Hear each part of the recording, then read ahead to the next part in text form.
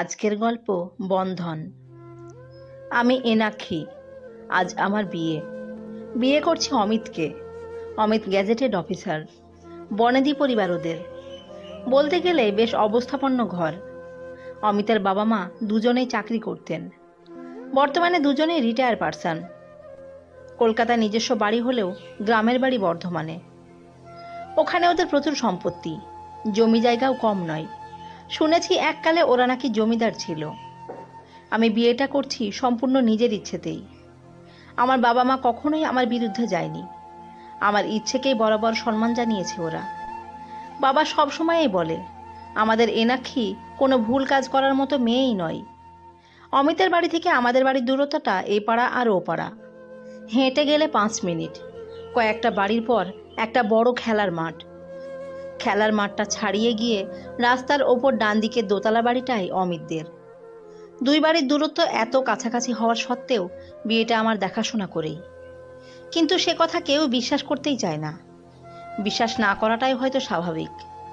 আমাদেরই প্রতিবেশী কাকিমা আমার বিয়ের কদিন আগেই আমার মাকে বলেই ফেলল, শুনছি মেয়ের নাকি বিয়ে, বেশ বড়লোক দেখেই তো তোমার মেয়ে পছন্দ করেছে। আমার মা এমন কথার উত্তর দেয়নি। সত্যিটা বোঝানোর দায় আমার মায়ের নয়। বোঝাতে গেলে বুঝবে তো নাই, উল্টে অন্য মানে করবে। আমার খুব কাছেরই একজন বন্ধু, দেখলাম সেও আমাকে বলল, তোর মতো সুন্দরী একটা মেয়ে ওই রকম একটা ছেলেকে বিয়ে করতে রাজি হয়ে গেলি, কি ব্যাপার বলতো? যতই টাকা পয়সা থাক, জীবনে টাকাটাই সব নয়। ওর থেকে সৌরভদা ঢের গুণে ভালো ছিল। বাবার একমাত্র ছেলে, হয়তো ছোটোখাটো একটা চাকরি করে, তুই তাকে না করে দিলি। সৌরভ মানে আমাদের কলেজেই পড়তো, আমার থেকে 2 বছরের সিনিয়র।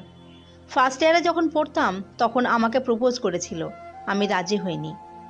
প্রেম করে বিয়ে করব এমন ভাবনা কোনো কালেই আমার ছিল না। জানি না কেন প্রেমের ওপর ভরসা করতে পারতাম না। সব মানুষ যদিও সমান হয় না, তবুও একটা ভয় কাজ করত। সে যাই হোক, সকালে দধিমঙ্গলের অনুষ্ঠান হয়ে গেছে। বাড়িতে অনেক লোকজন, সানাই বাজছে সকাল থেকে। গায়ে হলুদের তত্ত্বও এসেছে, সবাই তত্ত্ব দেখছে। কিছুক্ষণ পর গায়ে হলুদ পড়বে। মনে মনে ভাবছি বিয়ের কত রীতি, কত আচার।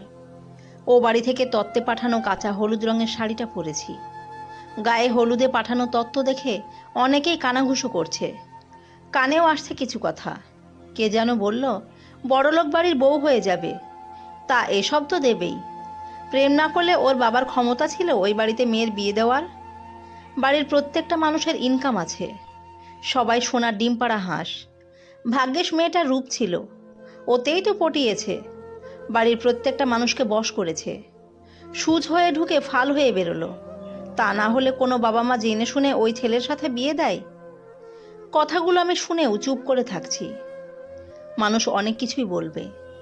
আজকের দিনে এইসব কথা কানে নিয়ে কিছু বলতে গেলেই এমন একটা সিন ক্রিয়েট করবে, তার থেকে চুপ থাকাই ভালো। আসলে বিয়েটা আমি নিজেই করছি, আর আমার বাবা মা জেনে শুনেই অমিতের সাথেই বিয়েটা দিচ্ছে। আমি বাবা মায়ের একমাত্র মেয়ে, মধ্যবিত্ত পরিবার। বাবা খুব কম বেতনেই একটা প্রাইভেট সংস্থায় কাজ করে। বাবা মায়ের প্রথম থেকেই ইচ্ছে ছিল আমাকে মনের মতো করেই মানুষ করবে। মা বলতো, মেয়েদের বিয়ে দেওয়াটাই বড় কথা নয়, প্রতিষ্ঠিত হতে হবে, নিজের পায়ে দাঁড়াতে হবে। একটা ছেলে যা পারে একটা মেয়েও তো পারে। জীবন কোন পথে এগোবে কে বলতে পারে বলুন তো? সব সময় নিজের মতো সব কিছু করতে চেয়েও করা হয়ে ওঠে না। পরিস্থিতি এমন একটা জায়গায় নিয়ে এসে ফেলে, তখন জীবনের পথটাকেই পাল্টে নিতে হয়। ভেবেছিলাম চাকরি বাকরি করব, পরে বিয়ের কথা ভাবব, কিন্তু তা আর হলো কোথায়। বিয়েটাই আগে করতে হলো। বিয়ের সাজে আমি সেজেছি। মনে মনে ভাবছিলাম, যে বাড়িটা আমার নিজের ছিল সেটা আগামীকাল থেকে হয়ে যাবে বাপের বাড়ি। কি অদ্ভুত নিয়ম! নিজের সব কিছু ছেড়ে অচেনা অজানা জায়গায় নিজেকে অ্যাডজাস্ট করে নিতে। যে মানুষগুলো কেউ কখনোই ছিল না, তাদেরকে নিজের ভাবতে হবে। ওপরওয়ালা বোধহয় মেয়েদের মধ্যে আপন করার ক্ষমতা দিয়েই পৃথিবীতে পাঠান, তাই কত সহজেই পরকে আপন করে নিতে পারে মেয়েরা। তবে আমার ক্ষেত্রে ব্যাপারটা একটু আলাদাই। যে বাড়িটা আমার শ্বশুরবাড়ি হবে, সে বাড়িটা আমার কাছে অচেনা অজানা নয়। বাড়ির মানুষজন সকলকেই আমার চেনা। তারপরেও বলবো, অমিতের সাথে বিয়েটা আমার দেখাশোনা করেই। অমিতের বাবা মা যেদিন আমাদের বাড়িতে এসে বিয়ের প্রস্তাবটা রাখলো, আমার মা বাবা দুজনেই বলেছিল, বিয়ের ব্যাপারে আমার মেয়ে নিজে যা ডিসিশন নেবে সেটাই আমরা মেনে নেব।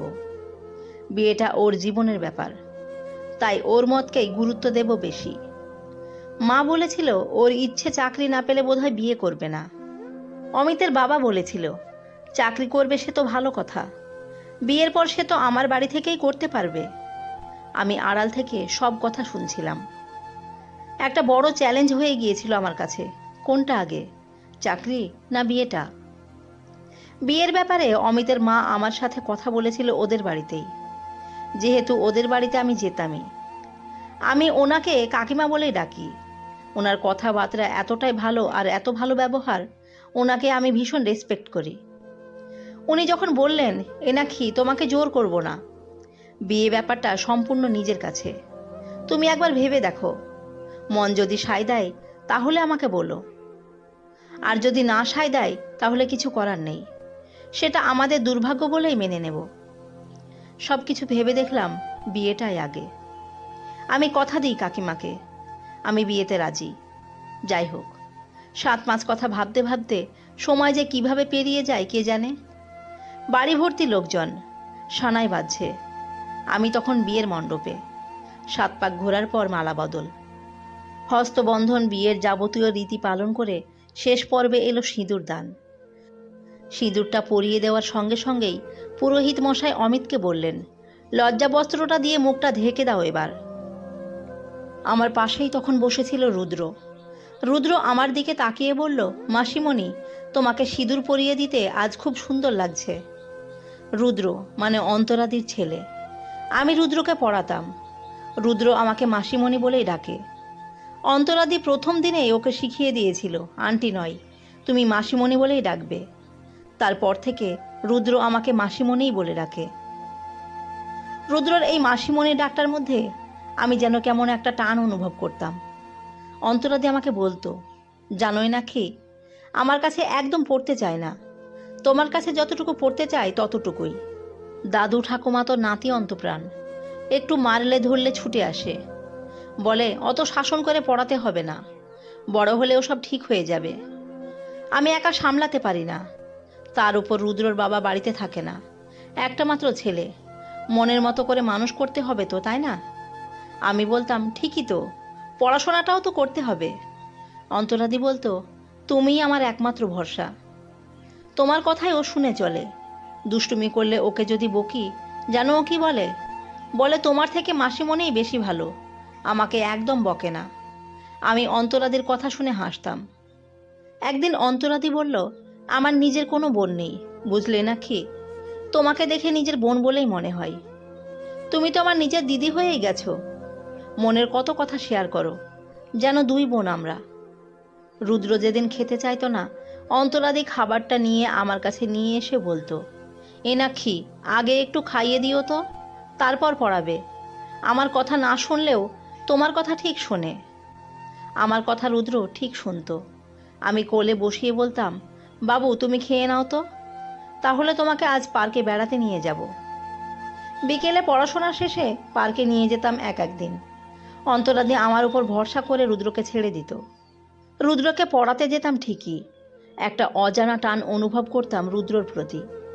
আমাকে মাঝে মাঝে বলতো, ছেলেটাকে একটু মানুষ করে দিও, সে তোমার বিয়ে হয়ে গেলেও যত দূরেই বিয়ে হোক আমার ছেলেকে পড়াতেই হবে। আমি চাইবো তোমার বিয়েটা যেন খুব কাছাকাছিই হয়, তুমি তাহলে রুদ্রকে পড়াতে পারবে। রুদ্রর জন্য তোমার মতো মাসিমণি পাওয়া খুব মুশকিল। অন্তরাদির মনের ইচ্ছাটাই পূরণ হলো।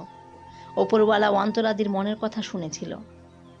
আমার বিয়েটা এতটাই কাছাকাছি হলো, অন্তরাদিকে আর কখনো চিন্তা করতে হবে না। একদম রুদ্রর কাছাকাছি নিয়ে চলে এলো বিয়ে নামক গাঁটছড়া বেঁধে দিয়ে। ওপরওয়ালা বোধহয় কিছু কিছু মানুষের কথা মন দিয়ে শোনেন। একটা প্রবাদ খুব প্রচলিত, মায়ের থেকে মাসির দরদ বেশি। কথাটা বোধহয় মিথ্যে নয়। রুদ্রর ওপর আমার দরদ এখন অনেক বেশি, কিন্তু অন্তরাদি মানুষটা বড় বেয়াক্কেলে। তা না হলে এইভাবে রুদ্রকে রেখে চলে যায়? কথাগুলো ভাবলেই যেন চোখে জল আসে। 1 বছর আগে বাথরুমে পড়ে গিয়ে মারা গেল, ব্রেনে আঘাত লেগেছিল। 7 দিন হসপিটালে থাকার পর চলে গেল অচেনা দেশে।